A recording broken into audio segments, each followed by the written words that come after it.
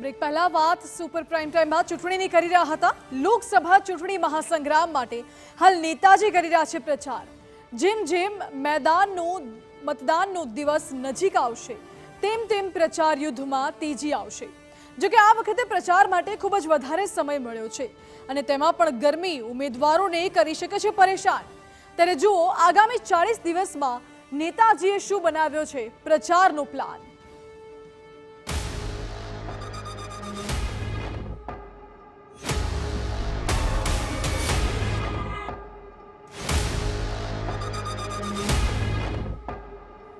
ચૂંટણી પ્રચાર એક મોટો પડકાર।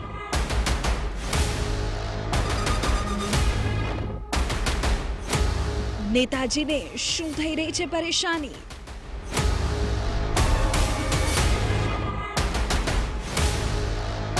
મેરેથોન પ્રચાર, યુદ્ધમાં કોણ જીતશે?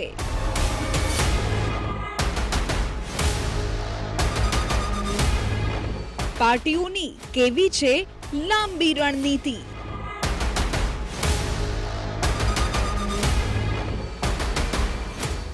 લોકસભા ચૂંટણીનો માહોલ જામ્યો છે। ઉમેદવાર જાહેર થઈ ગયા છે। કેટલીક બેઠક પર હજુ ઉમેદવાર જાહેર થઈ રહ્યા છે।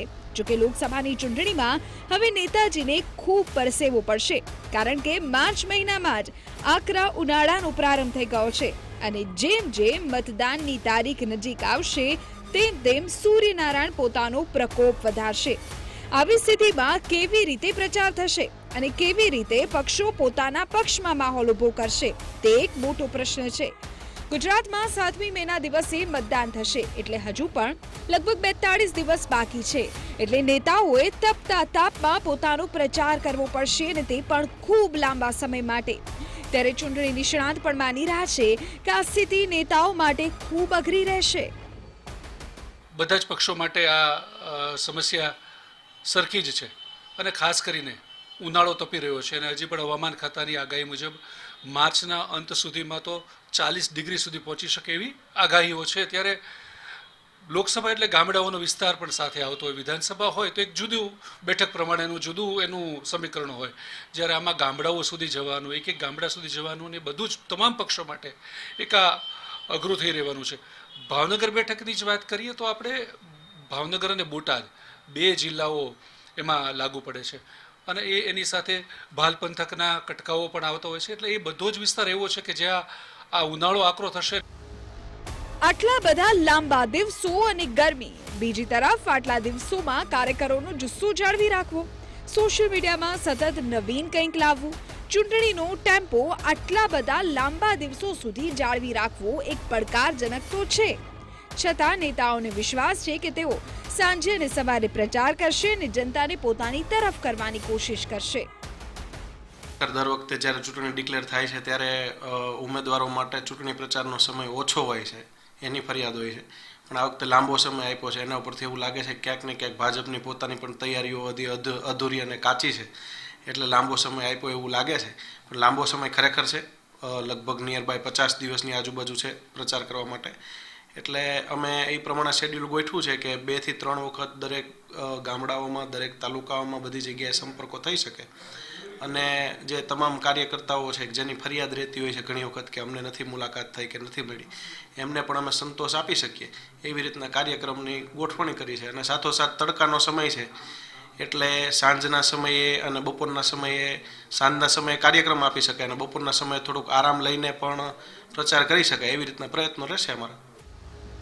ભાવનગરમાં ભાજપે તો જાન્યુઆરીથી જ પ્રચારના મોરચે તૈયારી શરૂ થઈ ગઈ છે। ત્યારે ભાજપનો વિચાર છે કે વહેલી સવારે અને રાત્રે તેઓ મતદારો પાસે જશે અને પોતાના પ્રચારને તેજ બનાવશે। સમય થોડો લાંબો હશે, ભૂતકાળમાં જે રીતે ચૂંટણીઓ થઈ એને ધ્યાને લઈએ તો, પણ ભારતીય જનતા પાર્ટીને જ્યાં સુધી લાગે વળગે છે ત્યાં સુધી ભારતીય જનતા પાર્ટીએ ચૂંટણી ડિક્લેર થઈ નહોતી એ પહેલાં ગુજરાતની 26 સીટોના લોકસભાના મધ્યસ્થ કાર્યાલયો 23 જાન્યુઆરીએ ખોલી નાખ્યા હતા। આ સમય જે વધારાનો ગાળો મળ્યો છે તેનો અમે કઈ રીતે ફાયદો ઉઠાવી શકીએ? માનો કે અમે કામની પેટર્ન બદલશું, ગરમીના સમયમાં માનો કે 1 થી 4 તો અમે કોઈ પણ એવી રીતે કામ કરાવીશું કે જે ઓફિસમાં બેસી કાર્યાલયોમાં બેસી કામ થઈ શકે. રાત્રિના સમયે થોડી વધારે 2 કલાક અમારું પત્રિકા વિતરણ ગ્રુપ મિટિંગો હશે એનું કામ લેશું. આવી રીતે અમે સમયનો સદુપયોગ કરી વધારે સમય મળ્યો છે અને અમારો જે લક્ષ્યાંક છે 5 લાખ કરતાં વધારે મતોથી જીતવું એ અમારા માટે આ ફાયદાકારક રહેશે વધારાનો સમય. અને અમે આ વધારાના સમયને લઈ ગઈકાલથી જ અમે બેઠકો અને અમારી કાર્ય પદ્ધતિમાં બદલાવ લાવ્યા છીએ.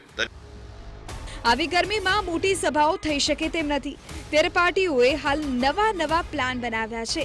દર વખતે ઉમેદવાર પ્રચાર માટે ઓછો સમય મળ્યો છે તેવી ફરિયાદ કરતા હોય છે. જોકે આ વખતે ખૂબ સમય છે અને જેમ જેમ મતદાનની તારીખ નજીક આવશે તેમ પ્રચાર યુદ્ધ બરાબર જામશે.